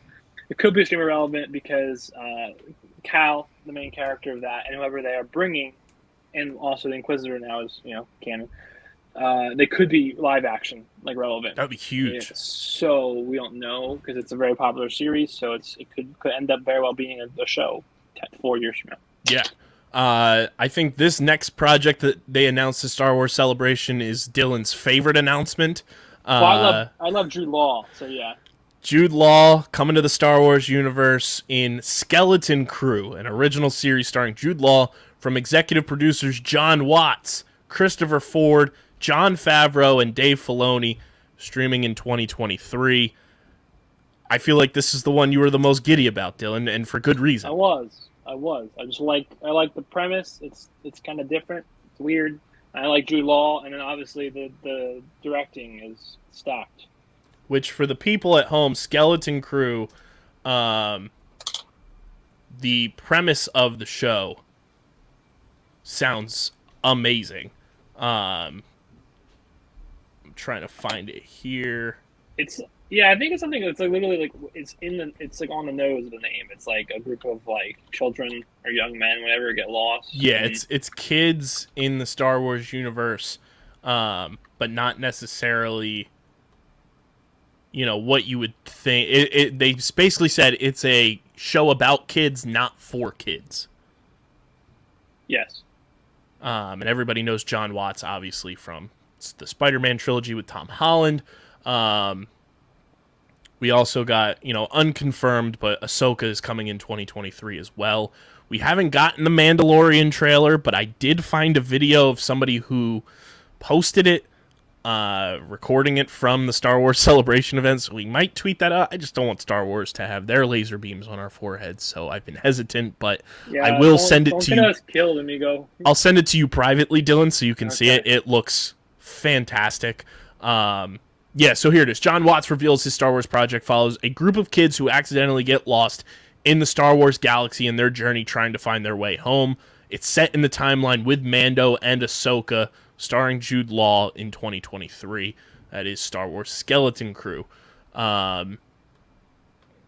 It's about time we got one of these like giant Star Wars announcement days, because it feels like when Disney Plus has like their upfronts and D23 and everything, they're hesitant about announcing Star Wars stuff. It's always, Marvel, the Disney originals. But now, here it is. Like, Star Wars is set up for, the next 2 years for us. Yeah, Obi-Wan, look at it now. You have Andor we talked about. We have Bad Batch Season 2. You have The Mandalorian we talked about. We have the Ahsoka series. Star Wars Adjacent Willow. Yeah, the Acolyte series apparently coming out. Yeah, the Acolyte as well. There's something called Tales of the Jedi TV series. It's in development, it says. A new animated anthology series called Star Wars. Fans of the classic Legend timeline will probably recognize. So it looks like they're going to be dabbling into the books and stuff. Kind of like a what if of Star Wars, which is cool. There's a Lando series apparently filming. Yes. That's awesome. Everyone, I keep forgetting this myself, looking at the website. Taika Waititi has a Star Wars film. Yeah, Taika Waititi and Kevin Feige also has a Star Wars project coming. Yeah, Rogue Squadron's in development. Yep, you're right. I'm looking at it now. Untitled Jay Dillard Matt Owens movie status unknown. So that's cool. Rangers Republic is probably canceled. So either way, there's some stuff coming out for Star Wars. You're going to be very excited when I say this. Mando, Cal Kestis, or not Cal Kestis. Hell yeah. Is that who? I forget. There's a character from season 1 of Mando that's coming back. Oh, it wouldn't be Cal. He's not in that. That's the guy from the Ring. I'm blanking on the actor who played Apollo Creed. No. Well, yeah, he's back. Moff Gideon? I'm totally blanking on who it was. I'm an idiot. It's okay, Kyle. We're all idiots. We're all idiots here. Kyle is scouring the internet to find out what he's missing out on. Yeah, I forget. I'm an idiot. That's all right. But if I find it, I'll, edit it in post for the people. But yeah, it was a big time Star Wars day. We're gonna have a ton of Star Wars on this podcast moving forward as well as Marvel, as well as your other favorite shows and movies. that are coming to streaming platforms. Leave those reviews. The only other big streaming platform news that isn't Star Wars, we got our first look at The Gray Man, Dylan, on Netflix coming this summer. Cautiously optimistic. I'm excited. It's it looks really, really good, and I think it's one of those movies that Netflix is banking on to bring in the buku bucks. $200 million budget. You're a buku bucks. Ho-ho! The Buku Cowabunga Boys. So, I'm seeing here that I can buy the Nerf blaster for the Mandalorian for $50. That's not bad. That's not bad. You know how I am. You know. This isn't streaming, but we'll leave this. Stranger Things has gotten me in the mood to want to at least explore playing Dungeons and Dragons, and I feel like it would be incredible content, Dylan, if we somehow were able to form a group together to play, and then we recorded it for the YouTube, and it's like StreamerSZN Dungeons and Dragons. Good for you is that I know people that do Dungeons and Dragons, and I could possibly set something up for us. That would be electric, and then we just film it. You know, maybe make it like a once a month thing or something like that for YouTube. Hell yeah, brother. But it's got me in the mood to play. And I've been doing a tiny, small, minuscule amount of research. Just trying to figure out the concepts and like actually how to play. But I tweeted it and everybody under the sun, surprisingly, a lot of Sixers Twitter friends were like, do it. Because I guess they play. So we'll keep you guys updated with that. A lot of people play like low key. It's fun. We'll keep you updated if we decide to do that, because I feel like it would be fun content for StreamerSZN on the YouTube and on Twitch and everything like that. So follow us on the socials at StreamerSZN on Twitter and Instagram. Follow Dylan on Twitter at Dylan Mazzola. Follow me at KBIZZL311. Check out the website, undergroundsportsphiladelphia.com. Leave the recommendations. In the Apple Podcast reviews, or the on the YouTube. 5-star ratings and reviews on Apple and Spotify. Hit the like button, click the bell icon, and subscribe on YouTube. Dylan, tell the people to subscribe on YouTube, for crying out loud. Do it. Subscribe to the YouTube channel. Just search Underground Sports Philadelphia on YouTube. Big thank you to our sponsors, Tomahawk Shades, Kenwood Beer, and Bino Board. Check all of them out. All linked in the description on the podcast notes and on the YouTube. Promo code USP at tomahawkshades.com for 25% off your order. And promo code BINO USP at binoboard.com for 10% off your order. This has been another episode of StreamerSZN, the exclusive streaming platform TV and movie podcast on the Underground Sports Philadelphia Podcast Network. I think Dylan is headed to the Upside Down. So I'm going to go find my favorite Cowabunga boy and rescue him from the claws of Vecna. But until Wednesday, we'll see you guys on Wednesday again, Thursday on the YouTube and podcast feeds and everything. But we'll see you guys again very, very soon for another episode of StreamerSZN. And until then, keep rolling those dice.